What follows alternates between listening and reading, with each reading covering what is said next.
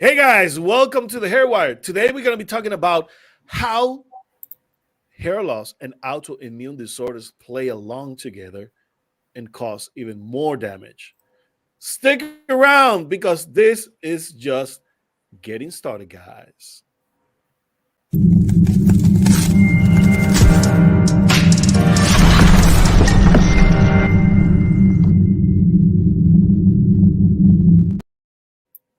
And welcome, guys. Welcome to the Hair Wire, the place where you get hair smart. I'm your host, Sergio Cardona, alongside with Carrie, Jared, and Besan Dipsy. How you guys are doing? Good, Doing good, good. great. Yeah, ready to get this show on the road. Let's get this show on the road, guys. Today, we have an amazing show, and this discussion is going to be amazing because we're going to delve into the complex relationship between hair loss and scalp health, and of course those autoimmune disorders.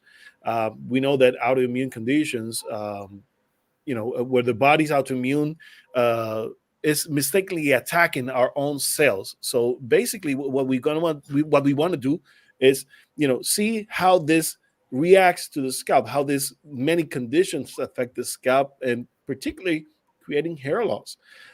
We know for certain for things like alopecia areata and their sisters, totalis, universalis, ophiacis. Also, we have the scarring types of alopecia, frontal fibrosing, central centrifugal cicatricial, lupus discoid. We also have lichen planus, Brock. There's plenty to go around, and things also like seborrheic dermatitis and psoriasis. So we have a lot to talk to about today. So Can I say something? yeah. The trichological terms, they are like as if you're in spelling class. They are Oh like yeah. so. I look mean, at look at the names, like so big and long and hard to say. that's why we have acronyms, AAA, I know. FFA, CCCA, hey, Yeah. crazy And it's names. just, and you know what, you touching on that is just a reminder to people viewing today that there are more than one type of alopecia. A lot of people are like, oh, I have alopecia. You guys, this is confirmation. There's more than one type of alopecia. They all have different treatments. They all have different reasons. So this is where we're going to help you kind of understand a little bit more. So if you follow the hair wire, this is where you're going to learn that information and be like, oh, I don't have alopecia. Well, I have alopecia, but what kind do I have? And to get some more a better treatment for what you're struggling with and find out why it's happening. So Mhm. make sure you follow the hair wire because this is where you're going to get educated on that and get more hair growth. Oh, Mhm. most definitely, most definitely. And learn Now, I how to want spell them. I still don't have to spell half of them. just make sure that the pronunciation sounds like, Like, yeah, like, So if it sounds like, yes, we can get it. centrifugal, yeah, Secretional centrifugal type of thing. centrifugal central what? No, central centrifugal secretional alopecia. Did I say it right? Finally, Cicatricial alopecia, yeah. no. There's central. There are Yeah, three the words. central one. Yeah. Okay. Well, we're gonna be talking about those things and more, guys. So, but first, let's give a look at autoimmune disorders, what they are, where they come from, and what are we doing wrong in our lives that invites our body to express autoimmune disorders. Now, I want to go to you first, Bisan, as a functional medicine practitioner. Um, what are we looking at mainly whenever we are considering that an autoimmune disorder is in play? So, autoimmune disorder can be displayed in our system in many various ways. Maybe it will be like in a form of celiac disease, maybe it's a form of lupus, maybe it's a form of alopecia areata, maybe it's a form of a leaky gut. They're all called autoimmune diseases because the our cells, they are attacking our, like, our body is attacking itself basically, mistakenly, and that is, I believe that it is because of the toxicity level we live in. In previous like times, it was less, um, like known autoimmune diseases, it was less known. It is only what was known with the genetic ones, that the one that we got inherited from our parents. But now it is getting more spread because of our food system, is because of our we are heavily dependent on chemicals in our food, in our medication, and the air, everywhere. EMFs, everything around us changed the way our biology was supposed, like it's not living in the way our body was supposed to live in nature. We don't do that anymore. That's why the autoimmunity diseases has been on the rise for the past 10 years, and it comes with different things depending on how your body is exposed to have these diseases. So for example, when we talk about alopecia areata, we see these small patches that comes on the head of the person, and it sometimes it becomes on a young age, like when a baby or a kid is 2 or 3 years old. And when we ask ourselves why is that, it's because of the toxins that the mom was carrying, and she inherited to the baby without her knowing. We don't do that on purpose. It's just this is how the way we live in today. Yep. So if when anybody talks to me about autoimmune diseases, first thing I go to your toxicity burden. I go to the chemicals that you use at home. I go to the chemicals that is found in your food system. I go to the chemicals that surround you in your house, and also only not physical toxins, also emotional toxins, our thoughts. We live in a time where we are overwhelmed with information, and we are overwhelmed with reality in a way, because what we see online may not be the real deal, right? Mhm. But we always compare ourselves. It's just like human nature, like why I am not doing that kind of public speaking, why I'm not doing these are toxic thoughts in our heads. It will actually go to the change the chemical reactions in our bodies, change the biochemistry of how our chemicals in our body react to each other, and our body got so confused. Not because our thoughts are confused, our body is overwhelmed and confused, and it will start confusing the good cells from the bad cells. They are not communicating and wiring it properly. Definitely. um, right. And the last thing I want to say, that autoimmune disease is simple and complicated at the same time. I'm saying that because it's so simple when you know the cause, when you know the root cause of it, Hmm. and it is so complicated because, like, when it is like there is when you don't know why. For example, if you do a blood test called ANA test, uh, uh, anti-nuclear uh, Antibodies. antibodies, thank you. So this test will tell you that yes, you have certain amount of cells that are attacking your body, but it doesn't tell you which ones or why or how. So when we go to Western medicine, we know the doctor will tell you you have autoimmune disease. Hmm. Why? How? This is where we need to dig in, and this is it's a when you open this Pandora box, it's a huge box. But with a very talented practitioner, they can walk with you one step at a time. Believe me, starting with your small habits, with your small eating habits, your sleep hygiene, these simple things, we all talk about it, and we hear about it the whole time. Yeah. But you think about yourself, you now think about it. You have a very bad habit that is contributing to overwhelming your system. So that's why we need somebody else to help us navigate these small things. And I believe so that we need help. We need someone who can help us along the way, process and guide us, basically to quarterback the whole thing, so we can get to the final steps where we're finally free of it. Now, Carrie, I want to ask you. You and I, we do epigenetic testing, but you have been doing more studies on it. We understand that diet has a tremendous impact, and most naturopathic doctors will say that about around 80% of our autoimmune disorders are food related. What's happening to our gut, what's happening to our digestive system. Now, how does this plays along in terms of the epigenetics? What's happening, and why people are experiencing those autoimmune disorders?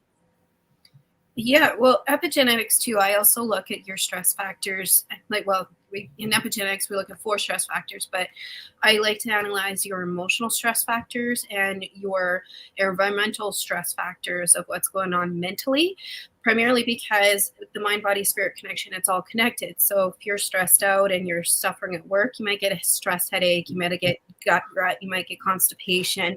It's all connected. And so with autoimmune disorders, it's all connected. So, for example, with celiac disease, if you have that as an autoimmune disorder and you're not getting the nutrients, it affects your brain and it affects how serotonins and dopamines are distributed to the brain, causing depression. And it causes this whole butterfly effect, causing a whole stream and slew of things. And so, when you're mentally not functioning properly, then again, that goes back into the gut health, making the gut health not work the way it's supposed to. So, with epigenetics, it's very important to see what stress factors are happening, or maybe it's something that is causing a lot of tension in your house, causing your muscles to tighten and cause a lot of circulation issues. There's a whole bunch of different factors to consider with epigenetics. Definitely. Now, Biz, I want to go back to you about some of the factors that we most commonly experience whenever we are dealing with autoimmune disorders is inflammation. Inflammation is one of the biggest ones. Now, of course, other things cause inflammation. I mean, you get burned, you get inflamed. I mean, if you get punched, you're gonna get inflammation. But rather than those common things, whenever we see skin rashes, breakouts in our skin, usually those are the types of things that we need to pay attention to, particularly when they're prolonged. Um, what are the things that you look forward to whenever someone talks to you about inflammation, and what are some of the simple things that we can actually do at home at least get on the right path? I mean, we do not know what's happening. We know we're experiencing some type of inflammation, but what can we do in the Yeah. meantime while we get some help? Yeah, it's an awesome question. It's basically when talk about inflammation, we're talking about the load. So good inflammation is good, but it's when it is on a shorter period of time.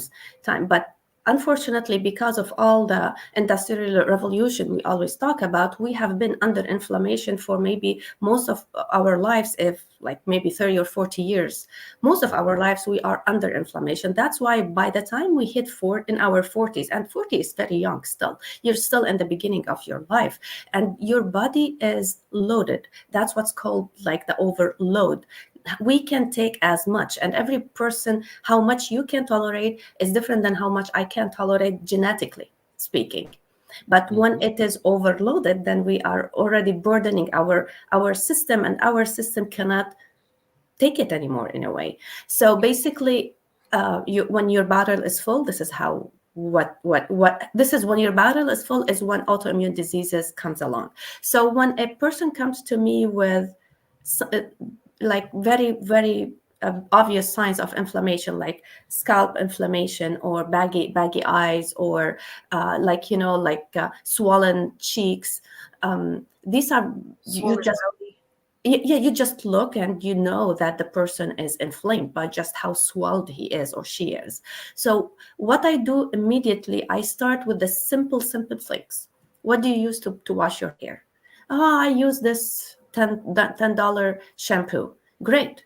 We don't need to buy $50 shampoo to do that. No.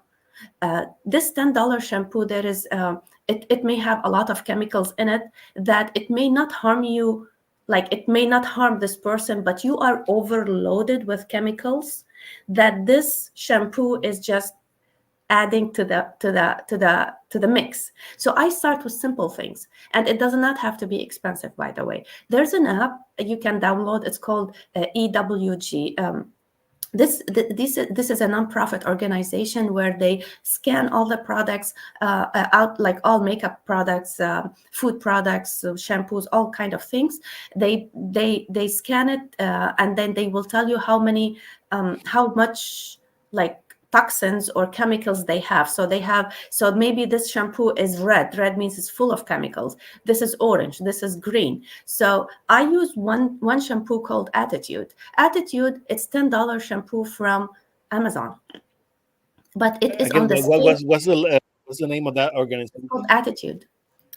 Oh, Attitude. the app is called EWG. It's a green thumbprint kind of a logo. EWG. Okay. EWG.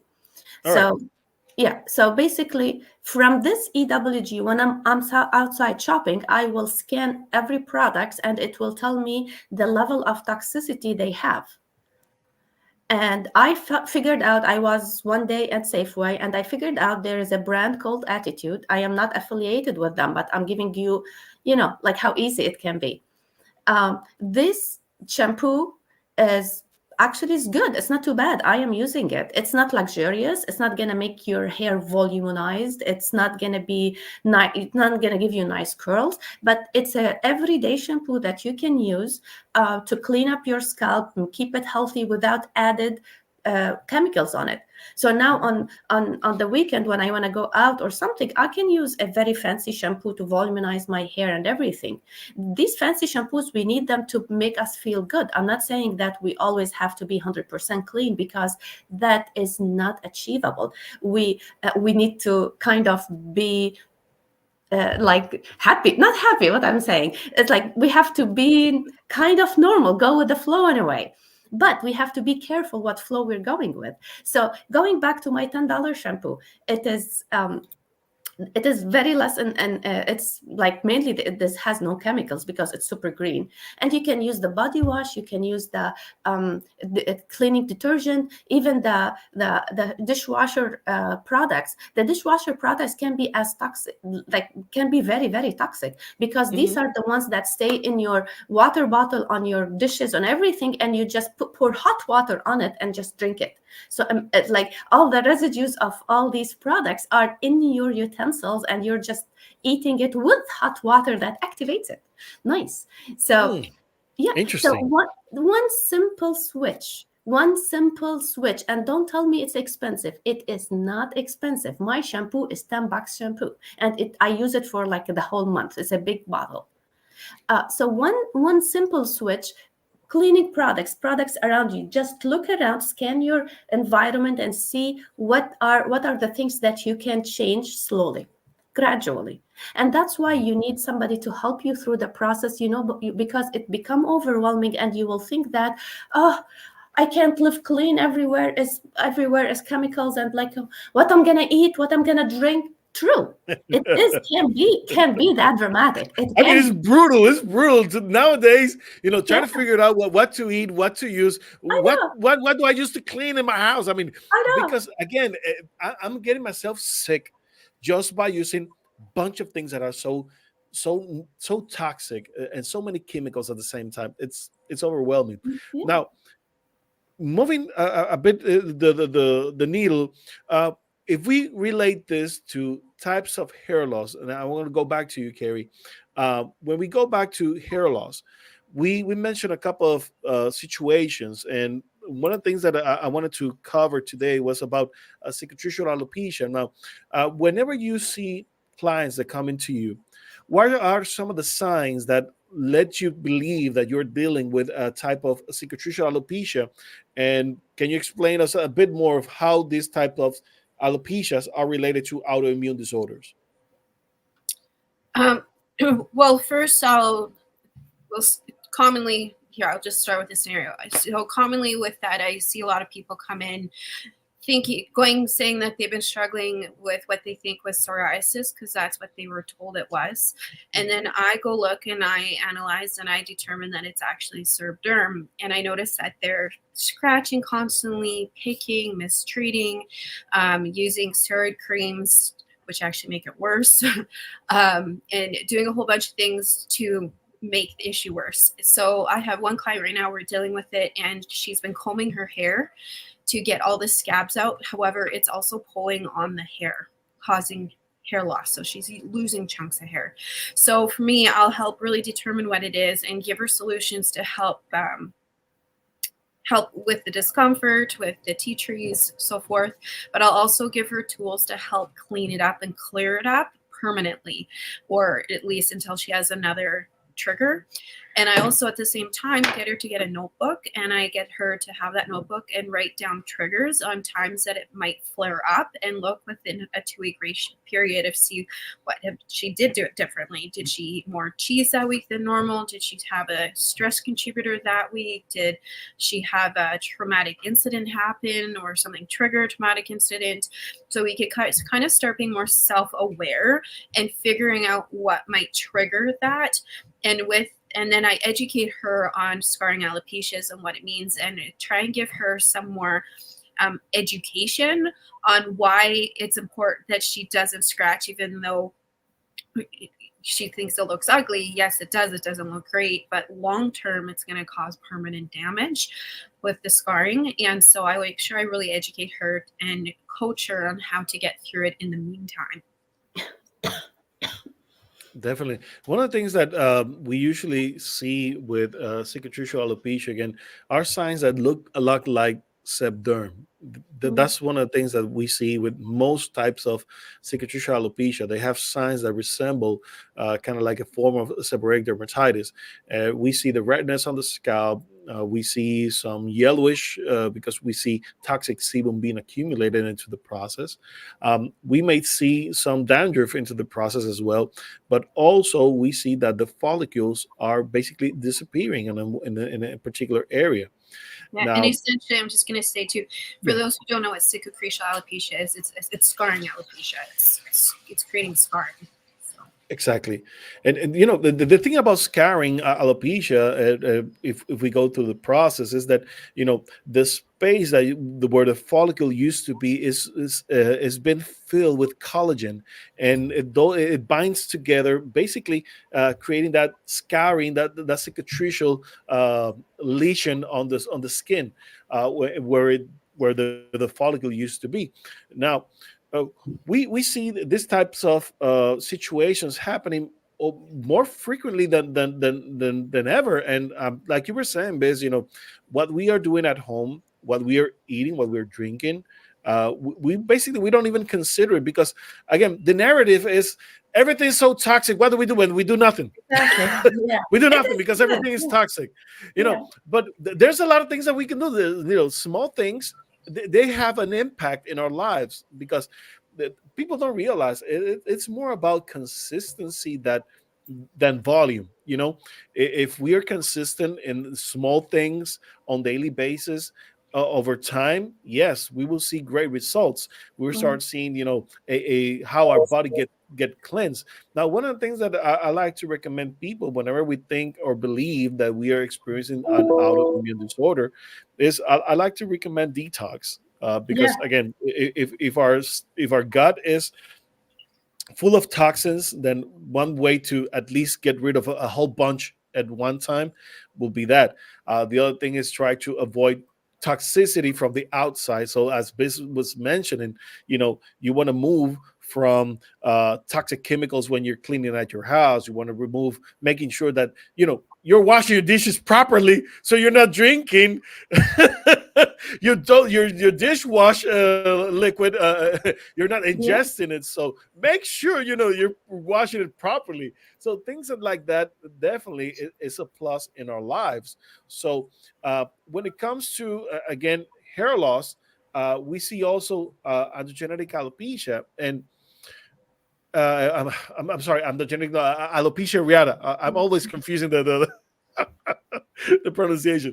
We get alopecia areata, and for instance, in alopecia areata, we know for certain that we have, you know, those small circles around the scalp, and sometimes it can get, you know, really big.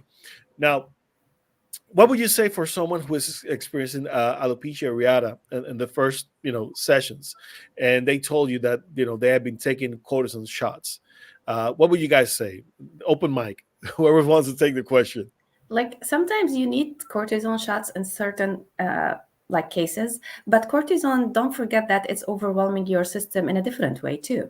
It's not like gonna be the solution. It's great maybe to mask what's going on for now if that's the case is unbearable, but you need to know why in the first place you got this alopecia areata. Always go backwards. So Western medicine goes goes this way, you go backward and see where it's coming from. Maybe it's coming from a simple thing, from simple things you do at home, or maybe it's a bigger issue that we need to address later. But like for example, I like a product called spirulina. Okay. It's Yes. like the green powder, but Yep. like if this is full of, it's not only full of minerals and vitamin A and iron and all the good stuff, but also it is a detoxifying agent. So and it's, you can just put it in your smoothies, wherever. Have it every day. It will help detox, like opening the detoxification pathways. Also, Yeah, you want, I want to mention I used to have a cereal with spirulina on it. yeah, yeah, yeah, Amazing, good stuff, good good stuff. stuff, And and it's yummy. I swear yes, to yes, you. it is. It Yes, it is is. it is yummy. It's not chalky, like put it with, like, I just posted yesterday how I did my smoothie in the morning. I put Greek yogurt with the spirulina, because Greek yogurt will make it creamy and it will give me a little bit more protein. With the A spirulina, whole lot of protein you get with it's a Greek lot of, yogurt. I know, and plus I put 20 grams of a whey protein on top of that, and believe Ooh. me, I drink it like this, like this. Now, So yummy. I love there's like this diet, called the 30-30-30 rule. After your first 30 minutes, where after you wake up, within Uh, those 30 minutes, you eat 30 grams of protein and you do 30 minutes workout. Very light workout yeah, when you get your heart rate over 120, 135 heartbeats yeah, per minute. So, yeah, to shed pounds. yes, It and go sounds in the sounds like sun. a good thing. Yeah, and go in the sun, outside in the sun, and ground yourself in the sun. So you'll get your vitamin D, you'll get your exchange of ions with Earth, and then you will be good to go to your day, right? So, I so like this coming stuff. back to like spirulina can be like helping in your detoxification process. Also, actually, mineral deficiencies will not allow your body to detoxify the chemicals properly too.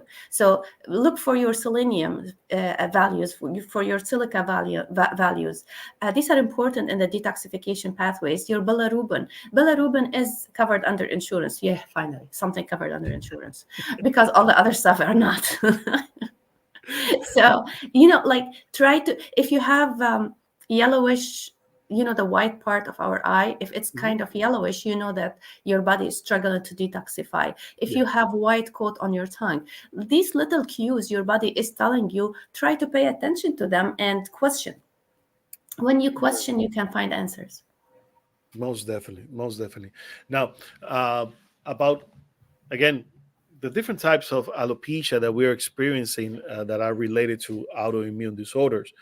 We mentioned the alopecia areata. We mentioned about the seborrheic dermatitis. And with seborrheic dermatitis, we get a lot of telogen effluvium with it. But we also cover some of the forms of cicatricial alopecia. And I know some of the folks would like to know a bit more on how do they look like in terms of, the expression. So, for instance, with frontal fibrosing, basically it's a band of hair that we lose in the front section, and you get like red dots in the area with the inflammation it's happening. So it extends.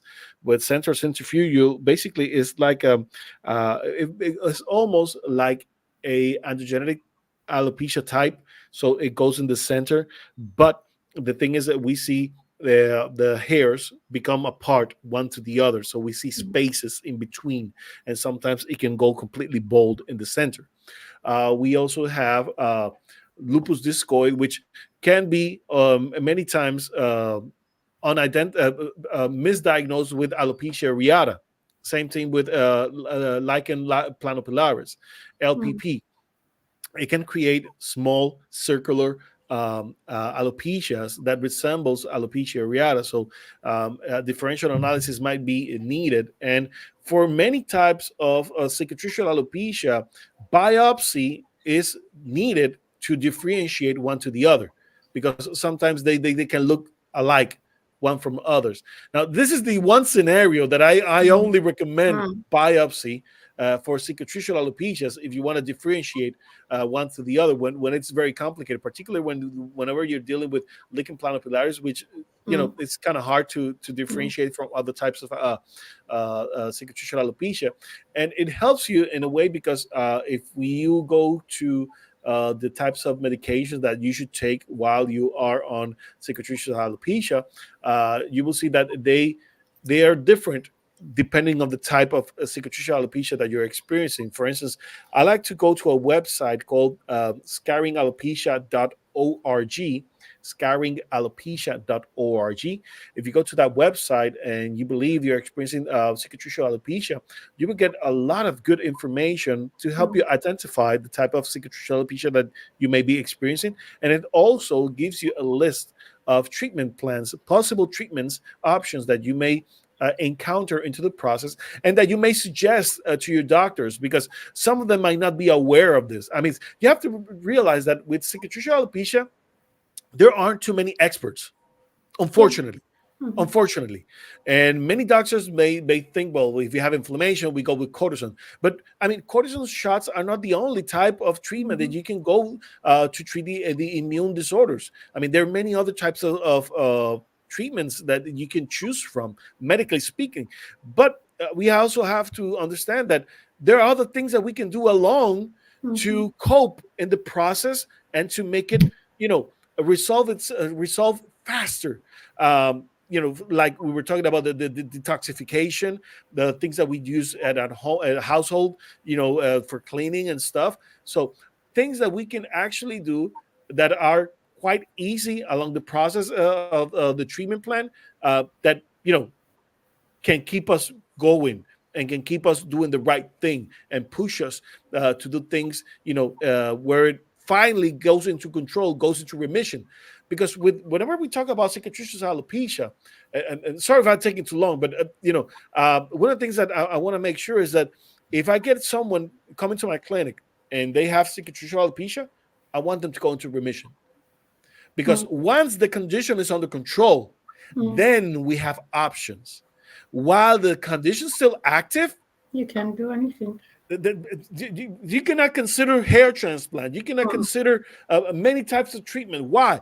Because it's going to make it worse. It's going to activate the immune response. So you have to Mm. consider, what am I doing that can make it worse? For instance, many types of treatment options can aggravate the immune response. You have to consider, for instance, microneedling. Is microneedling good for me? Yeah. Is it? Isn't it? I Mm. like to use microneedling, but in some Mhm. cases, I will hold it Mm. because if the immune response that I'm going to get is going to become greater. Mhm.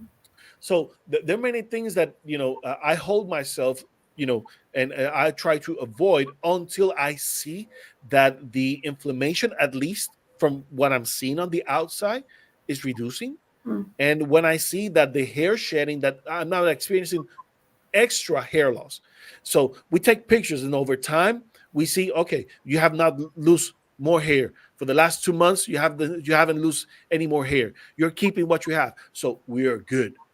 So Yeah. keeping what you have Mm. is a good goal Yeah. for many who are experiencing hair loss. And I know that is, we become desperate and many times because we want to make it better. But Yeah. sometimes with that cicatricial alopecia, you cannot expect to regrowth your hair. I mean, for early stages, you might regain some of it, but you will not get all of it. Okay, and more than none, more than every other time, you will see that keeping your hair is the biggest thing that you can accomplish That's true. with cicatricial Mm. alopecia. I'm going to add to that too. One thing with autoimmune disorders too, when you're like navigating what's going on and figuring out the solution, so important to be really self-aware and figure out where your triggers are coming from and take Mm. note of where and when inflammation's happened and what your diet was. And I always look within a 2-week window of when things are happening. And not all autoimmune disorders cause inflammation. True. Some of them can cause you to be malnourished. For Mm. example, celiac disease. That's where my hair loss journey started. Is I lost clumps of hair, and it was because I was celiac. I was malnourished. I was underweight. I lost a lot of hair, and nobody investigated that could have been the reason why I lost all my hair. So it's very important too to find out what type of autoimmune disorder you have. If it's causing inflammation, if it's causing you to be malnourished, there's a whole bunch of different factors to consider. And in my case, I found that I was eating and eating and eating, but my gut health was so inflamed and so in so much trouble, it wasn't determining what was waste and what was needed. And so it caused my body to think that everything was waste and I would just get rid of it, causing a lot of the hair loss. So, there's a lot of different reasons for autoimmune disorders too. And it's so important, you guys, to find out and be self-aware. Like, I can't stress that enough. That is my favorite thing to say, is how self-aware you are, because the more self-aware you are, the more intuitive you are about your body and what's going on and the triggers and inflammation, where it's coming, where it's happening. And then you could start to take note and take control of that autoimmune disorder. Okay? Yeah. I like it. Well said. Base, anything you want to add? No, I just want to add that tell our audience, like, it could be overwhelming if you just listen to all these factors. It's funny. I want to say something super funny. I saw it this morning on Facebook. There's a guy who, like, it's a reel on Facebook. It's a guy who was like listening to all these health gurus, and he was going to get an oatmeal with fruits on it, and the health guru's like, no, oatmeal is the worst food for you. You cannot eat oatmeal. He will throw it away. He will come and like bring a toast. Then a health guru will tell, white bread is not good for you. Throw it away. Then he will go and get fruit. No, fruits are not good for you. Then he'll throw it away. And then he's like, what should I do? So my point is, it can be overwhelming, and it is actually overwhelming. Me, myself, sometimes I wake up in the morning, it's like, what we're going to eat today. It's really hard. But if you focus at one step at a time, tiny habits, tiny, small changes, smart goals, small stuff, by time, you will accumulate these good tiny habits, and it will become better and better and better each day. And also knowledge. Also, we are learning stuff by the time, like every day we learn a new thing. So we don't have to feel bad about the things that we are doing wrong. That's okay. What's happening is happening. Just be positive and start implementing small changes. And if you have any questions, you can ask any of us. We may not have the whole answers in the world, but at least we tell you what we went through so far. And from our own personal experience, we can give you the mistakes we went through, so you don't have to go through it yourself. You know what I mean? And then we can figure it out, all this together. This is why the Hair Wire is here, guys. It's just to bring everybody together, to ask questions, and to help each other to make small changes at a time to get to the health and wellness we all wanted. One thing with those gurus, I'm going to say, like, I got overwhelmed with that too when I was navigating celiac and everything in my life. And I was like, holy cow, like, I can't eat anything. I can't do this. And that's when I was like, you know what? It's not a one size fits all world. Right. Nobody knows my body better than I do, so I'm going to sit into it and analyze it. And I started journaling and taking notes of how I felt when I ate certain foods. And it wasn't just how I felt physically, it was how I felt emotionally, or triggers. Like, if I was lethargic after I ate the food, did I have inflammation after I ate the food? Was I crotchety mom when I ate the food? Like, I take note of all those foods and how they made me feel. If it was fun when I did one with chocolate, and I love chocolate, and I stopped eating for chocolate for 2 weeks and I went back to eating it. It was like I had 10 cups of espresso after eating it. Okay. And you don't know what you don't know until you sit into it. And people are like, don't eat that, don't eat this. But, you're the expert of your own body, and sometimes you just need to step away from something for a few days just to clear your gut from it, and then try eating your favorite thing again, and then see how you feel, that you really know, and you're like, oh, this does not like me. I'm going to choose not to eat this now. I'll still eat the chocolate. I just want to eat it. Or if you don't have the patience that Carrie does to note down everything, if you don't have the patience, you use Viome. Yeah. Yeah. By the way, headache freeway or the freeway? I choose the freeway. You choose the headache freeway. I don't have patience to note my triggers and my foods. It's like, I do not have that patience. So it's a stool test. It's a stool kit. You do the kit at home, wherever instructions are inside. You send it to the company. It's called Viome, and it tells you after 4 weeks. It will tell you what kind of foods you are sensitive to, and what kinds of food you should avoid for the next 6 months, and what kind of food you should enjoy. And by the way, yeah, enjoy and avoid. And by the way, the foods that are avoid foods, it could be the stuff that you like, and it could be the Most, healthy stuff that you like, yeah, most of because the time. Yep. yeah, because our, as we said, our bodies are overwhelmed with all the toxicities of the world, like all the toxicity we have. And so basically, if you're eating strawberries every single day, by the end of the month your body thinks that strawberry is bad. It's just because it cannot tell good from bad, right? So Yep. if you buy this kit, it will get you a list of foods to avoid, a list of food to enjoy. And if you do that for the next 3 months, 3 to 6 months, depending on the how healthy your microbiome is, then you can. Hi, Therese, how are you? Then you do what I did. I just do the test, avoid it, and then this is how I healed my gut. Definitely, David. Cherise, we love you. Thanks for the comment and for tuning in.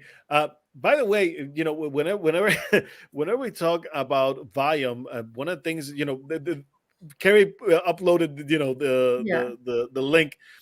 Go to our link, thehairwire.com/shop/Viome, and get your kit today. I'm been using this link for my customers right now, and they get in this volume test, and it gives us such good information right now, and we Mhm. need that information.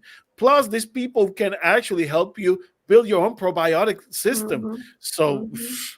it doesn't get any better than that. So definitely a place if you're experiencing autoimmune disorders, Mhm. definitely is a test that you want to take. Mhm. Definitely is a test that you will need because again, by ordering, make rebalancing our gut, we are actually dealing with about 80% of the issues that are related to the autoimmune disorders. So it's a That's. good place to start. It's a good place to Mhm. start. Mhm. There are a bunch of factors that we need to take into consideration. And of course, we will never say that one thing is going to fix you all. It's not going to happen. You need someone to coach you around the process. We have Carrie Jerry, the trichology coach. We have Bisan Dipsy, the hair wellness coach. And of course, we have here Sergio Cardona, the trichologist. We can help you guys. We can help you. And we're here for you, for each and one of you who are watching in, and we want to help you into the process. And if we are not near you, we either can help you online, but if not, we can send you to some of our partners like Cherise and many of the people who are connected here with us at the Yeah. Hair Wire, because we believe in the work that they do, and we know they're going to help you to get better as soon as possible. Uh, anything you guys want to add before we go? Because this is a wrap. This is a wrap. Yeah. We always want to say half an hour, but we always go over. We always go over, but yeah, you know how it is here at the Hair Wire. You know how it is. So again, guys, we want to thank you for tuning in. God bless you all. We'll see you next week. Till then, bye bye.